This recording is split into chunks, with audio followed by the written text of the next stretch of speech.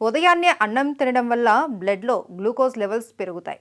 దీనివల్ల డయాబెటిక్ వచ్చే ఛాన్స్ ఉంది. అయితే మీరు ఎంచుకునే బియ్యం రకాన్ని బట్టి కూడా ఫలితాలు ఉంటాయి. అలాగే వెనిగర్ లేదా కొబ్బరి నూనెతో చేసిన అన్నం తినడం వల్ల జీర్ణక్రియ మరింత నెమ్మదించే అవకాశాలు ఉంటాయి. కాబట్టి ఉదయం అన్నం తినాలి అనుకుంటే తక్కువగా తీసుకుంటేనే మంచిది. వెయిట్ తగ్గాలి లేదా వెయిట్ను కంట్రోల్లో పెట్టాలి అనుకునే వాళ్ళు రైస్ని అస్సలు టచ్ చేయకూడదు అంటారు నిపుణులు. తక్కువ మోతాదులో తీసుకుంటే పర్వాలేదు, కానీ ఎక్కువగా తింటే బరువు పెరుగుతారు.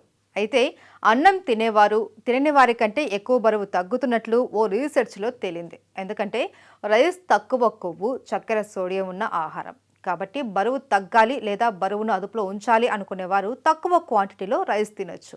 మార్నింగ్ బ్రేక్ఫాస్ట్లో రైస్ తీసుకుంటే జీర్ణక్రియకు, ఆరోగ్యానికి మేలు చేస్తుంది. అదేవిధంగా అతిసారం వంటి సమస్యలను కూడా తగ్గిస్తుంది.